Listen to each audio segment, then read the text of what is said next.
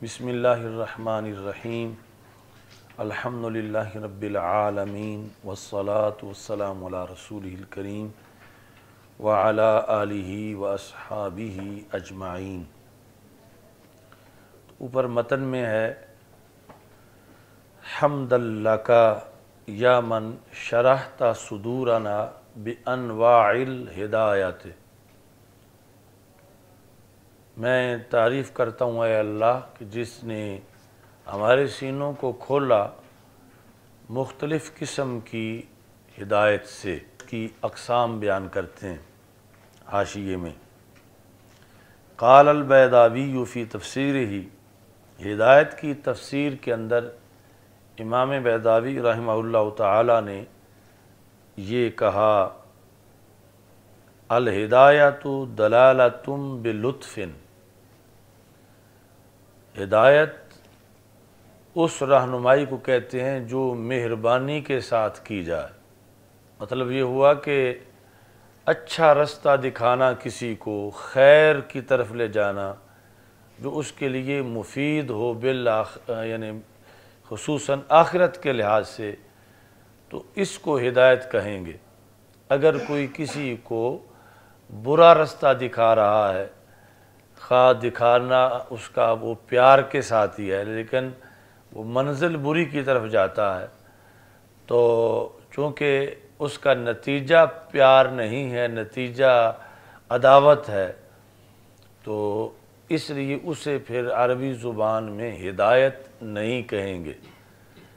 ویسے تو ہمارے عرف میں یہ جو شوبز کا ہے شعبہ فلموں کا، اس میں ایک کو اداکار کہتے ہیں، ایک کو ہدایت کار کہتے ہیں۔ تو وہاں جو ہدایت کار ہے تو اس پر لفظ ہدایت کا بولنا جائز نہیں، چونکہ وہ جو رہنمائی کرتا ہے وہ شر کی رہنمائی کرتا ہے۔ تو ہدایت جو ہے یہ ہے کہ کسی کی خیر کی طرف رہنمائی کرنا۔ اب اس پر پھر قرآن مجید سے اعتراض ہوتا ہے کہ جہنمیوں کے بارے میں قیامت کے دن اللہ فرشتوں سے کہے گا فَاهْدُوهُمْ إِلَى صِرَاطِ الْجَحِيمِ، کہ ان کو جہنم کے راستے کی طرف ہدایت کرو۔ تو یہاں پر ہدایت جو ہے وہ خیر کی طرف نہیں، شر کی طرف ہے، یعنی آگے جہنم میں ان کے لیے عذاب ہے، جہنم میں ان کا نقصان ہے، جہنم میں ان کے لیے خیر نہیں، تو لفظ ہدایت تو پھر بھی بولا گیا ہے۔ تو اس کا انہوں نے جواب دیا کہ وَقَوْلُهُ تَعَالَى عَلَى التَّحَكُّمِ، کہ یہ جو فَاهْدُوهُمْ إِلَى صِرَاطِ الْجَحِيمِ میں لفظ ہدایت ہے، یہ حقیقی معنی میں استعمال نہیں بلکہ مجازی معنی میں استعمال ہے، اور مجاز جو ہے یہاں وہ تحکم کے لیے استعمال کیا گیا ہے۔ عام لوگوں میں تحکم جو ہے اس کا مطلب اور ہے، اور اللہ کے لحاظ سے پھر تحکم کا مطلب اور ہوگا، کلام اللہ کا ہے۔ عام یہ ہے کہ تحکم ہوتا ہے کسی کی تذلیل کرنا اس کے ساتھ مذاق کرتے ہوئے، یعنی کسی کو مثلا سزا مل رہی ہے استادوں کی طرف سے تو آپ اس کو کہیں ہن چکھ لے، تو یا ہن ٹھڈ پئی گئی، تو یہ جو لفظ ہیں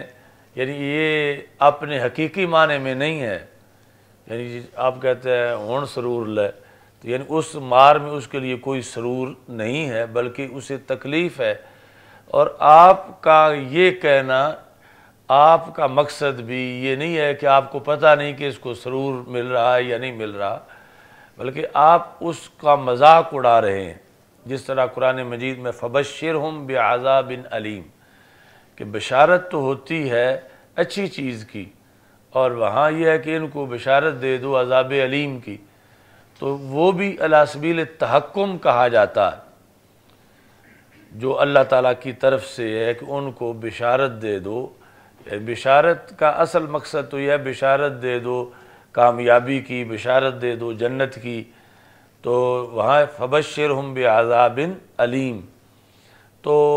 وہ بھی علی سبیل التحکم کہا گیا ہے، یعنی تحکم کا لفظ جو ہے وہ تو ہم اللہ تعالیٰ یا اللہ تعالیٰ کے علاوہ کوئی قائل ہو تو سب کے لحاظ سے لفظ تحکم تو بولیں گے، لیکن تحکم کا مطلب عام لوگوں کے لحاظ سے، یعنی جب آپ نے کسی اپنے ساتھی کو جسے سزا مل رہی تھی کہ تو اب سرور لے، تو یہ ہوگا کہ آپ اس سے مذاق کر رہے ہیں۔ لیکن اللہ تعالیٰ کے لحاظ سے ہو کہ جب اللہ تعالیٰ یہ کہہ رہا ہے کہ ان کو ذرا گائیڈ کرو جہنم کی طرف یا ان کو بشارت دو دردناک عذاب کی، تو یہ تحکم ہے اللہ کی طرف سے۔ اور تحکم سے یہاں مراد یعنی اللہ کے لحاظ سے ہم یہ نہیں کہیں گے کہ اللہ ان سے مذاق کر رہا ہے، تو یعنی اس میں بھی ایک ہلکا معنی پایا جاتا ہے۔ تو تحکم کا جو عربی زبان میں مطلب ہے وہ اردو میں پورا بیان نہیں ہو سکتا، تو ہم یہ کہیں گے کہ رب ذوالجلال یہ لفظ ان کی تذلیل کے لیے بولے گا، یہ حقیقت میں حقیقی معنی میں استعمال نہیں ہے۔ تو فاہدوہم یہ جہنمیوں کی تذلیل ہے، نہ یہ کہ ان کا جہنم کی طرف جانا یہ ہدایت کا کام ہے۔ تو تذلیل کے لیے کہ دنیا میں انہوں نے ہدایت کی راہ اختیار نہیں کی، تو یہ پھر اسی کے مستحق ہیں کہ ان کو کہا جائے کہ اب جہنم والی تم ہدایت لے لو۔ تو اس بنیاد پر یعنی اعتراض کا جواب ہوا کہ اعتراض تمہارا تب بنتا تھا جب یہاں فاہدوہم حقیقی معنی میں استعمال ہوتا، تو یہاں ہدایت حقیقی معنی میں استعمال نہیں ہے بلکہ تحکم کے طور پر ان کو یہ کہا جا رہا ہے۔ تو اس بنیاد پر ہمارے قانون پہ اعتراض نہیں ہوتا، وہ تب ہوتا کہ جب تحکم کے بغیر حقیقتاً ان کو کہا جاتا ہوتا۔ باقی آگے تحکم کی وضاحت کرتے ہوئے جب اللہ تعالیٰ کی طرف سے یہ ہے تو پھر کہیں گے کہ یعنی ان کی تذلیل کی خاطر انہیں یہ لفظ جو ہے وہ اللہ تعالیٰ کی طرف سے بولے جائیں گے کہ وہ اچھی طرح ذلیل ہوں۔ اچھا جی، آگے کہتے ہیں کہ اگر ہدایت کی اقسام کوئی بیان کرنا چاہے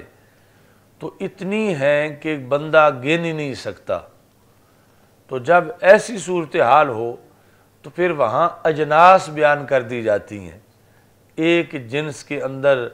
آگے ہزاروں انواع آ سکتی ہیں ایک ہی جنس کے لحاظ سے۔ تو اس بنیاد پر انہوں نے کہا وَہِدَایَةُ اللَّهِ تَعَالَى، اللہ کی طرف سے جو ہدایت ہے، یعنی چونکہ لفظ ہدایت غیر اللہ کی طرف بھی تو منسوب ہوتا ہے،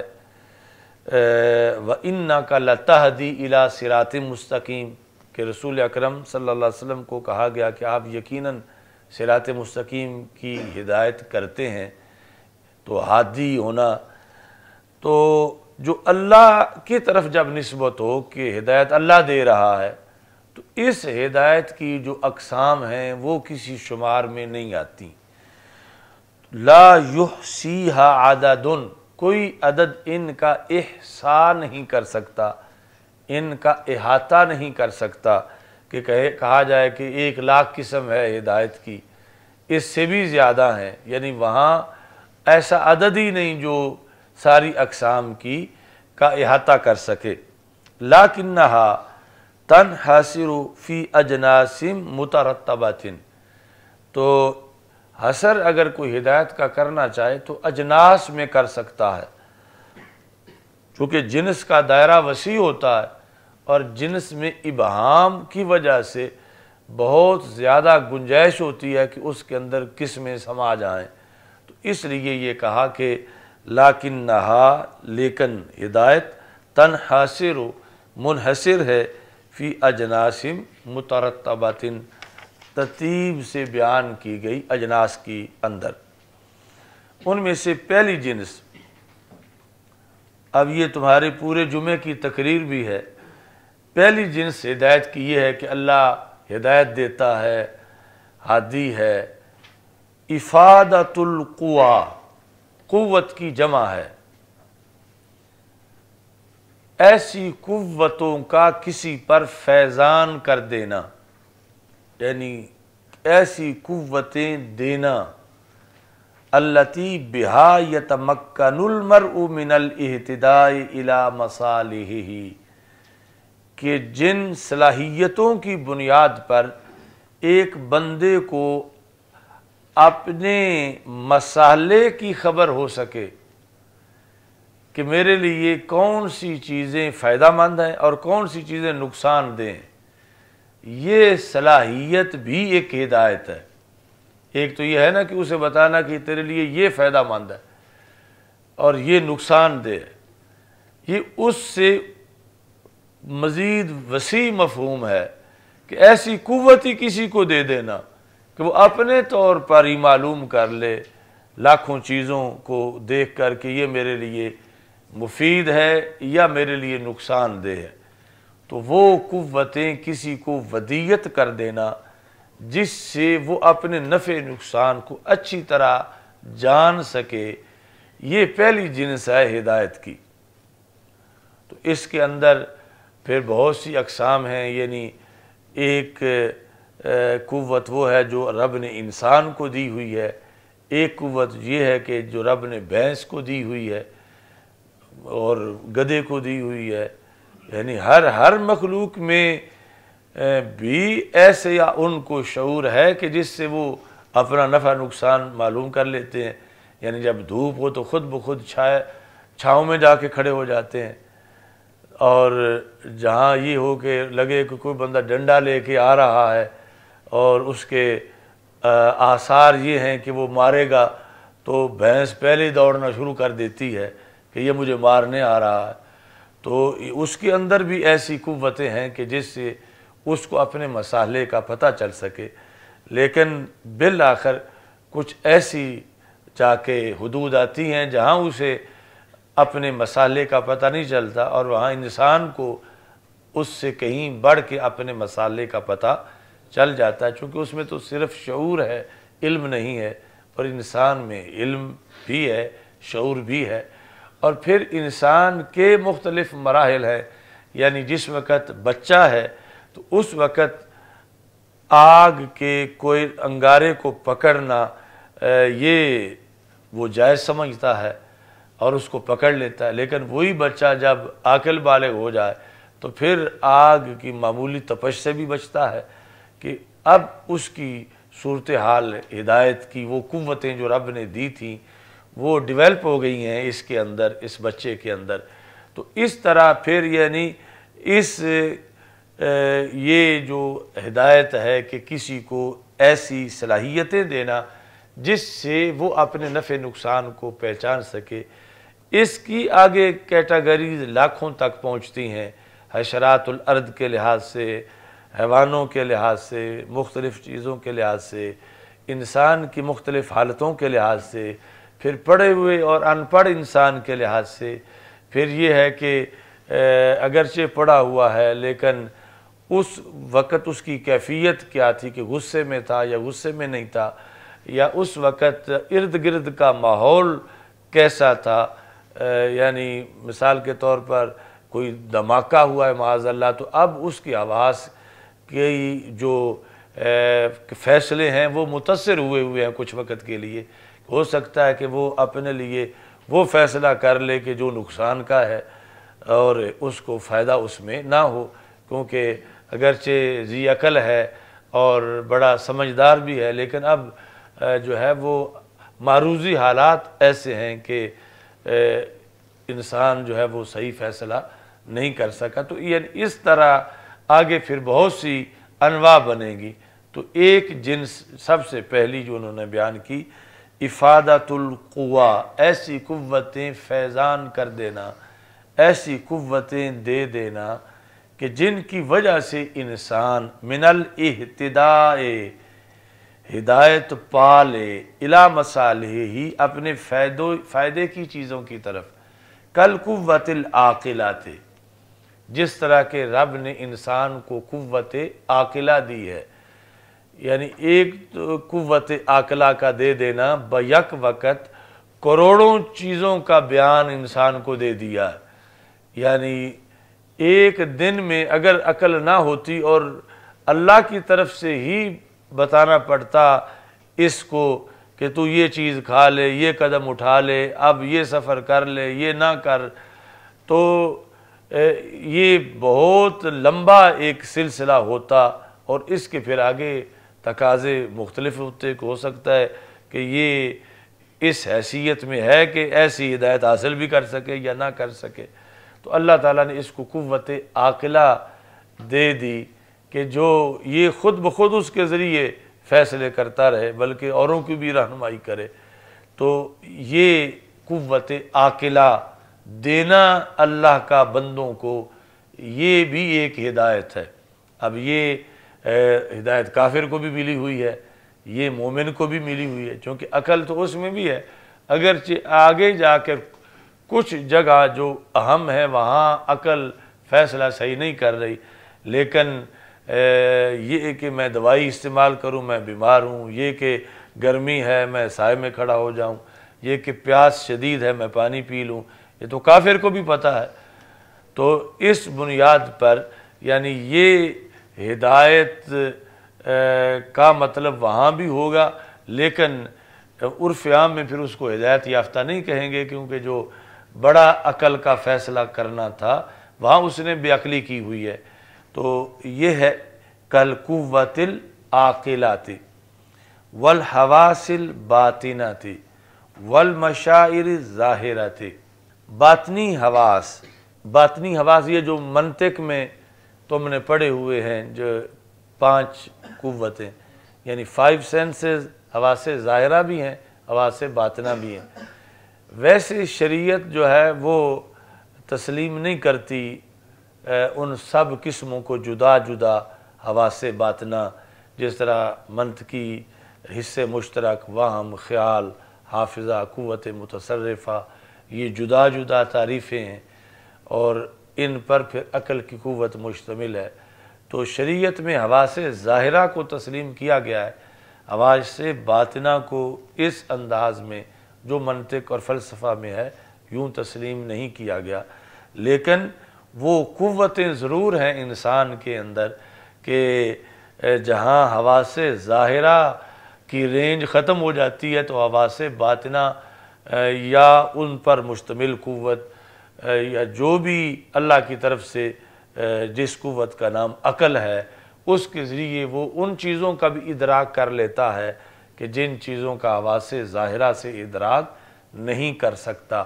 یعنی ظاہرہ میں ہے سننے کی قوت، چکھنے کی قوت، دیکھنے کی قوت، چھونے کی قوت، اور لمس یعنی چھونا جو ہے، دیکھنا، سونگھنا، تو یہ قوتیں جو ہیں ان کے ذریعے انسان کو ہدایت ملتی ہے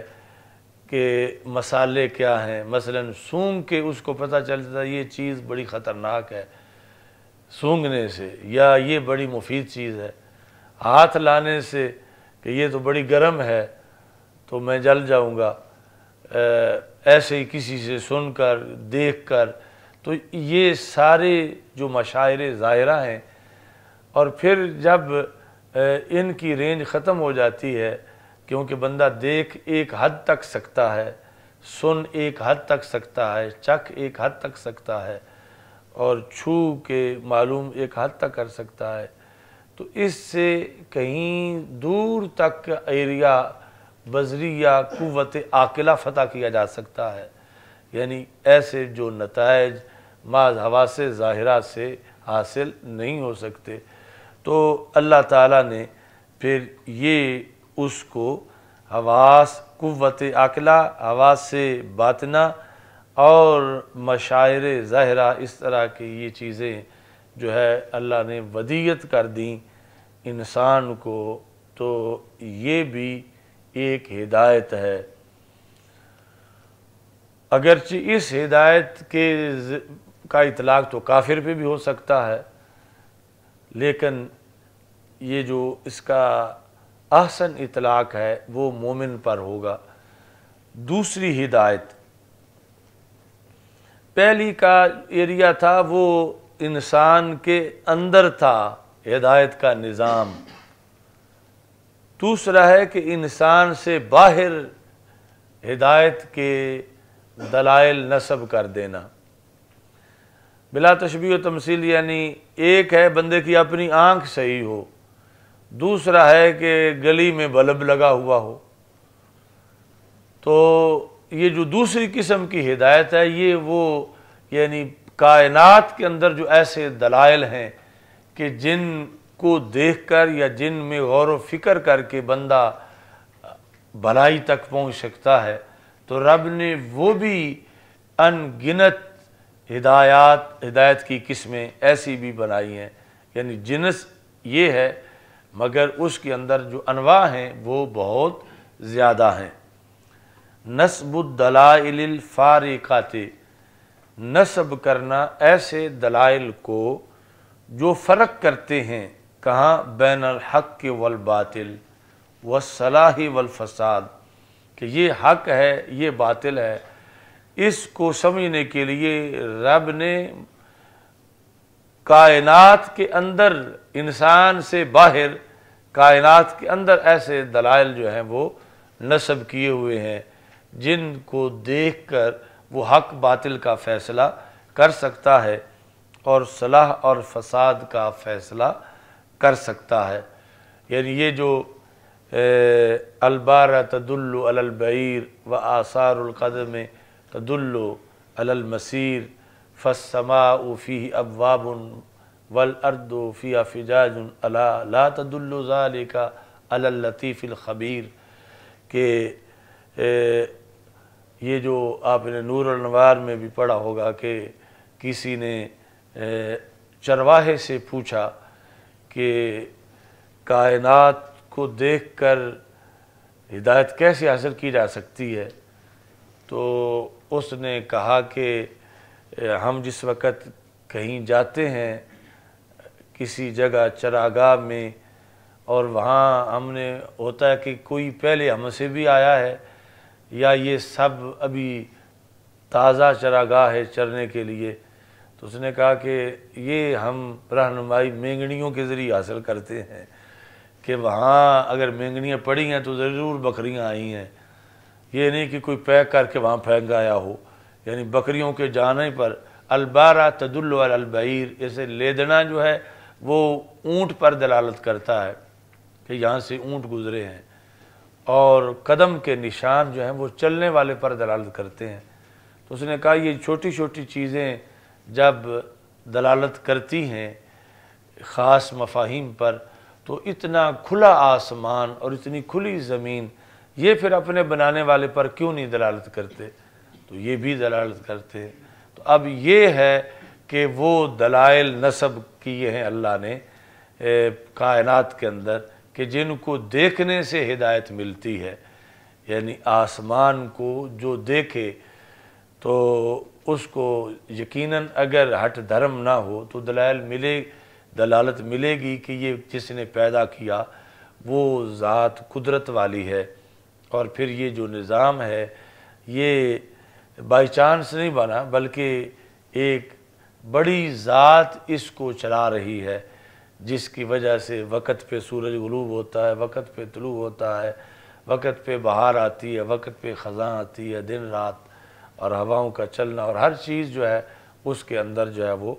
जब वो तदब्बुर करता है तो ये दलाइल फ़ारिका हैं बैनुल हक़्क़ि वल बातिल।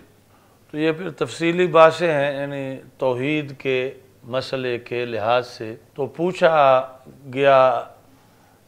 इमाम शाफ़ी रहमतुल्लाह अलैह से कि ये जो इस तरह की हिदायत है कि मुआशरे के अंदर दलाइल नस्ब कर दिए हैं अल्लाह ने, तो आपके नज़दीक इसकी क्या मिसाल है? तो इमाम शाफ़ी रहमतुल्लाह अलैह ने फरमाया कि इसकी मिसाल शहतूत के पत्ते हैं, कि शहतूत के पत्ते अपने मजाज के लिहाज से तो सारे एक जैसे हैं, خواص کے لحاظ سے ایک جیسے ہیں، لیکن ان کو ریشم کا کیڑا استعمال کرے تو نرم ریشم بنتا ہے، شہد کی مکھی استعمال کرے تو میٹھا شہد بنتا ہے، ہرنی استعمال کرے تو اسی سے کستوری بنتی ہے، بکری کھائے تو اسی سے مینگنیاں بنتی ہیں۔ یعنی ویسے اگر اپنے طور پر ان کی کوئی پیداوار ہوتی تو پھر ایک ہی ہونی چاہیے تھی، سب پتوں کا نتیجہ یا سب سے ہی مینگنیاں بنے یا سب سے ہی شہد بنے۔ تو یہ جو جدا جدا اس کی پروڈکشن ہے، یہ یقیناً اللہ کی قدرت کی وجہ سے ہے۔ تو اس سے پتہ چلا کہ یہ بائی چانس کائنات نہیں بنی، اسے قادر مطلق نے جو مدبر ہے اس نے ان حکمتوں کے پیش نظر اس کو بنایا ہے۔ تو امام احمد بن حنبل سے اس سلسلہ میں پوچھا گیا کہ آپ کے نزدیک دلائل فارقہ کیا ہیں؟ تو آپ نے فرمایا کہ مرغی کا انڈا، اس میں اگر بندہ صرف اس میں ہی غور کر لے تو مشرک نہیں رہ سکتا۔ یعنی مرغی کا انڈا بولنے سے پہلے آپ نے اس کو مبہم طریقے سے بیان کیا۔ آپ نے فرمایا کہ ایک قلعہ ہے، اس کے اندر سونا ہے، باہر اس کے چاندی ہے، اور وقت معین پر جب اس قلعے کی دیواروں میں دڑار پڑتی ہے تو اندر سے ایک حیوان برآمد ہوتا ہے جو بولتا بھی ہے، سنتا بھی ہے۔ حالانکہ وہ قلعہ ہوا بند ہے، تو جو اس ہوا بند قلعے کے اندر کسی کو جان دے بھی سکتا ہے اور دے کے برقرار رکھ بھی سکتا ہے، وہ اللہ ہے۔ پھر پوچھا گیا کہ وہ کون سا قلعہ ہے، کہاں واقع ہے؟ تو انہوں نے کہا مرغی کا انڈا ہے، کہ یہ ہوا بند ہے، درمیان میں وہ زردی ہے، ارد گرد جو ہے وہ دوسرا پانی ہے۔ تو یہ ایسی صورتحال ہے کہ جب وقت معین پر وہ یعنی مرغی کی خصوصی گرمی پہنچ چکی ہوتی ہے تو انڈا ٹوٹتا ہے، تو اندر سے بچہ برآمد ہوتا ہے، تو وہ نکلتا ہی بول رہا ہوتا ہے اور سنتا بھی ہے۔ تو ایسے بند ماحول میں جہاں کوئی بظاہر امکان ہی نہیں کہ باہر سے اندر ہوا جائے اور کوئی زندگی کا تصور ہو، تو جو اس طرح کر کے زندگی دے وہ رب کائنات ہے، وہ وحدہ لا شریک ہے۔ امام مالک رحمۃ اللہ علیہ سے یہ پوچھا گیا کہ آپ کے نزدیک کیسے سمجھا جائے اللہ کی قدرت کو، اور کائنات کی کون سی چیز بہترین طریقے سے بندے کو سمجھا سکتی ہے کہ اللہ ہے اور وہ ایک ہے؟ تو آپ نے فرمایا کہ ہر انسان کے منہ میں جو زبان ہے یہ دلائل میں سے بہترین دلیل ہے اللہ کو سمجھنے کے لحاظ سے۔ تو یہ جو بات ہے، میرے استاد جو ہیں شیخ عبد الکریم محمد المدرس البغدادی رحمہ اللہ تعالی، جنہوں نے تقریباً 60 سال حضرت غوث اعظم رضی اللہ تعالیٰ عنہ کے مزار شریف پہ پڑھایا، اور جب ہم پڑھ رہے تھے اس وقت ان کی عمر صدی سے زائد تھی۔ ان کی کتاب ہے نور الاسلام، یہ سارے فنون کی ان کی اپنی کتابیں لکھی ہوئی ہیں، یعنی منطق میں، نحو میں، تفسیر میں، فقہ میں۔ تو یہ ان کی سیرت میں تصوف کی کتاب ہے نور الاسلام۔ ویسے پوری سیرت انہوں نے عربی اشعار کی شکل میں لکھی ہوئی ہے، تو اس میں انہوں نے یہ ساری مثالیں لکھی ہیں کہ امام مالک رحمۃ اللہ علیہ سے جب پوچھا گیا تو آپ نے فرمایا کہ یہ جو زبان ہے ساخت کے لحاظ سے یہ سارے لوگوں کی ایک طرح کی ہوتی ہے، بناوٹ کے لحاظ سے۔ یہ نہیں کہ پنجابیوں کی اور طرح کی ہو، سندھیوں کی اور طرح کی ہو، یا پھر فارسی والوں کی اور ہو، انگریزوں کی اور ہو، عربی والوں کی اور ہو۔ یہ بناوٹ میں ایک طرح کی ہے، لیکن بچہ جب لاہور بولنا شروع کرتا ہے تو پنجابی بولتا ہے، جس وقت اصفہان میں بولے تو فارسی بولتا ہے، مدینہ منورہ میں بولنا شروع کرے ولادت کے بعد وقت پر تو عربی بولتا ہے۔ تو جو ایک ہی قسم کی زبان سے مختلف بولیاں نکالے وہ اللہ ہے، کہ اس نے یعنی کس انداز میں سب کی تربیت کی ہے اور کن مراحل سے گزار کر وہ ایک زبان کو ایسی چیزیں، پھر آگے کتنا فرق ہے ایک ہی چیز کو، یعنی پانی کو کوئی پانی کہہ رہا ہے، کوئی واٹر کہہ رہا ہے، کوئی ماں کہہ رہا ہے، کوئی آب کہہ رہا ہے۔ تو اس طرح کر کے یعنی یہ بائی چانس کائنات نہیں بنی، اس کی بنانے والے کی پیش نظر بڑی حکمتیں تھیں، اور وہ حکمتیں تام ہیں، یعنی کہیں کوئی مغالطہ نہیں ہے، کہیں کسی لحاظ سے کوئی کمی نہیں ہے، اور کہیں یعنی اس میں کوئی تبدیلی نہیں، اتنے پکے قانون ہیں۔ میں جب بغداد شریف پڑھتا تھا تو میں نے اس پر بھی غور کیا کہ یہ جو عجیب چیز ذہن میں آئی کہ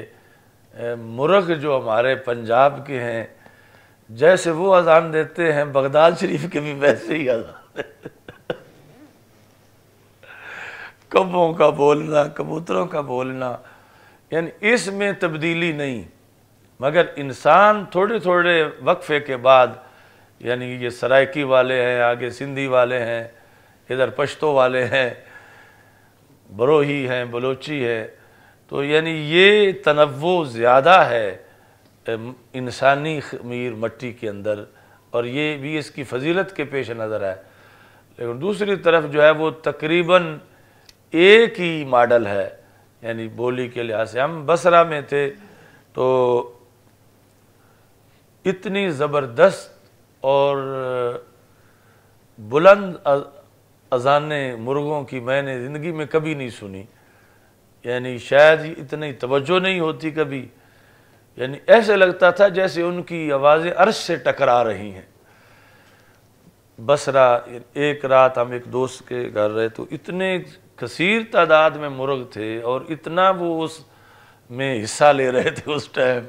سحری کے وقت،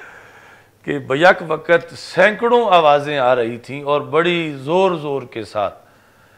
لیکن وہ انداز ان کا وہی تھا جو ہمارے پنجابی مرغ جو ہیں جس طرح کے اذانیں دیتے ہیں۔ لیکن انسان کی جو بولی ہے یعنی زبان، اس میں اللہ ایسا نظام فٹ کر رکھا ہے کہ جس طرح کا ایریا ہے اور والدین ہیں، وہ چیز یعنی خود بخود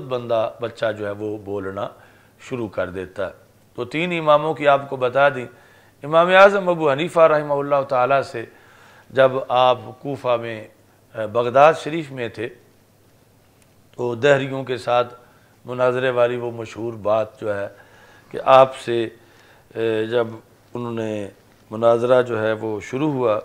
کہ وجود باری تعالیٰ پر، تو آپ نے، چونکہ بغداد شریف کے دو حصے ہیں، ایک کو کرخ کہتے ہیں، دوسرے کو رصافہ کہتے ہیں، یعنی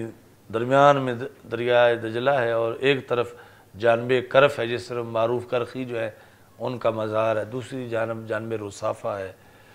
تو وہ جو جس نے دہریوں نے آ کے مناظرہ کرنا تھا، وہ دوسری جانب سے یہ جو امام صاحب والی جانب ہے ادھر آئے، تو آپ نے فرمایا کہ چلو مناظرہ اس پر تو بعد میں کرتے ہیں، آپ یعنی امام صاحب ان کے پاس پہنچے تو آپ نے کہا کہ چلو وہ جو بات ہے وہ تو بعد میں کرتے ہیں، لیکن آج میں نے تو ایک عجیب منظر دیکھا کہ دیکھتے دیکھتے ایک درخت جو ہے وہ گرا ہے، اس کے پھٹے بن گئے ہیں، فوراً ہی وہ جڑ گئے ہیں اور کشتی بن گئی ہے، اور ہوا بھی بالکل مخالف تھی اور کشتی چلانے والا بھی کوئی نہیں تھا، تو مخالف سمت میں کشتی چلتی آئی ہے، اور اس طرح میں یہاں پہنچ گیا۔ تو انہوں نے کہا کہ آپ کے بارے میں تو سنا تھا کہ آپ بہت زیادہ زیرک، عقل مند، سمجھدار ہیں، تو ان باتوں میں سے تو کوئی بات بھی عقل نہیں مانتی کہ درخت خود گرے اور اس کے پھٹے خود ہی بن جائیں اور پھٹے خود ہی جڑ جائیں اور کشتی خود ہی بن جائے اور پھر ہوا بھی مخالف ہو اور کشتی خود ہی چلتی چلتی ادھر آ جائے اور آپ پار گزر جائے، ایسا نہیں ہو سکتا۔ تو امام صاحب نے کہا کہ جب ایک کشتی کے بارے میں تمہاری عقل نہیں مانتی کہ اپنے آپ ہی بن جائے، اپنے آپ ہی پہنچ جائے، تو جب کشتی نہیں چل سکتی تو یہ ہستی کیسے چل سکتی ہے؟ نظام ہستی کو چلانے والی ذات بھی یقیناً موجود ہے۔ یعنی وہ پھر مناظرے کی نوبت ہی نہ آئی، اور یہ جو دلائل فارقہ بین الحق والباطل ہیں، ان کے ذریعے سے امام اعظم ابو حنیفہ رحمۃ اللہ علیہ نے اس کو بیان کیا۔ وَالثَّانِي نَصْبُ الدَّلَائِلِ الْفَارِقَاتِ بَيْنَ الْحَقِّ وَالْبَاطِلِ، کہ یہ بھی اللہ کی ہدایت ہے کہ اس نے ماحول میں، کائنات کے اندر دلائل جو ہیں وہ نصب کر دیے ہیں، اور یہ پھر بندے کی اپنی اپنی صلاحیت کے لحاظ سے ہے کہ وہ کون کون سے دلائل پڑھتا ہے، سمجھتا ہے،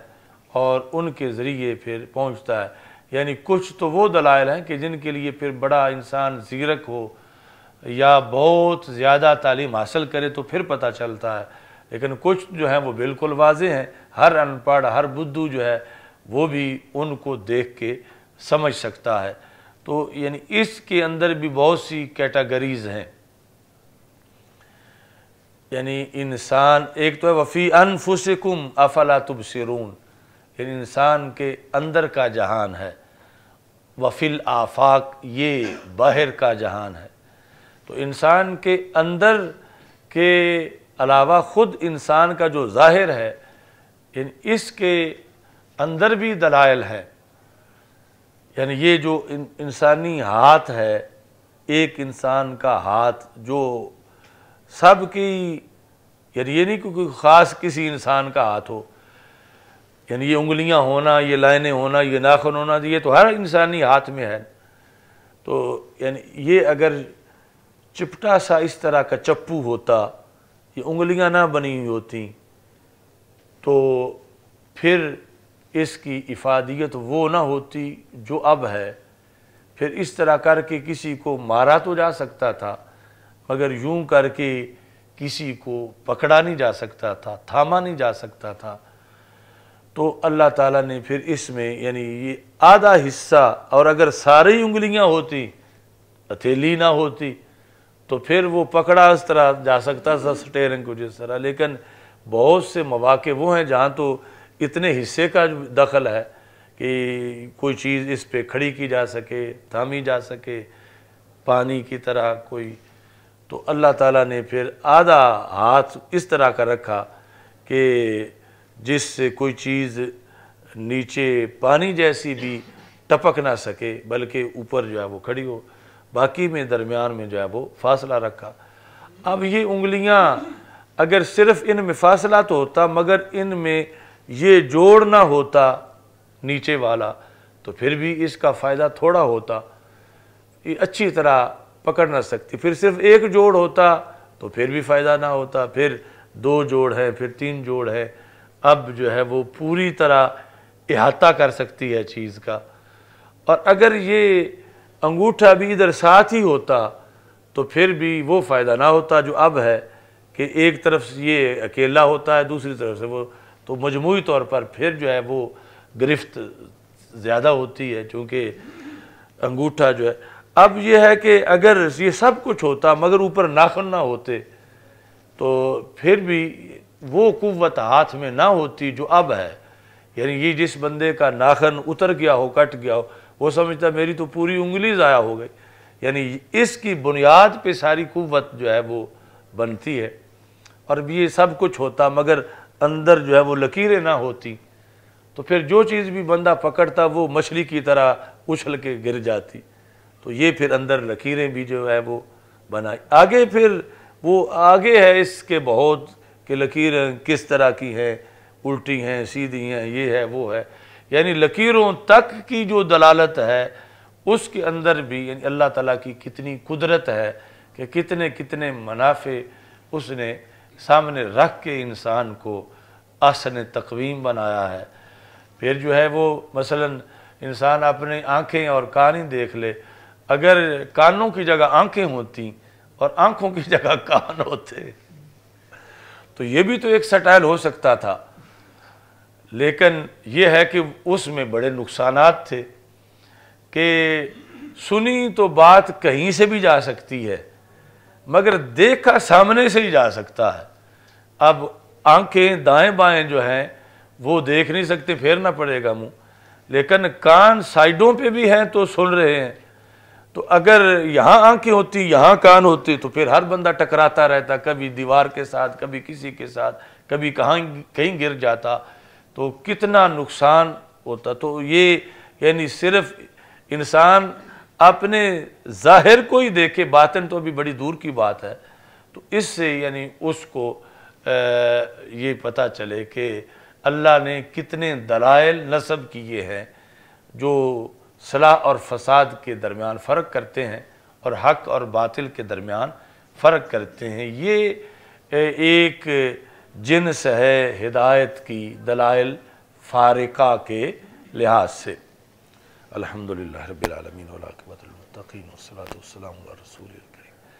استغفر اللہ لا الہ الا اللہ وحدہ لا شریک لہ لہ الملک ولہ الحمد وہو علی کل شیء قدیر۔ اللہم بارک اللہم بارک اللہم بارک اللہم بارک۔ ربنا آتنا من لدنک رحمہ وہیئ لنا من امرنا رشدا۔ وصلی اللہ تعالی علی حبیبہ خیر خلق سیدنا مولانا محمد۔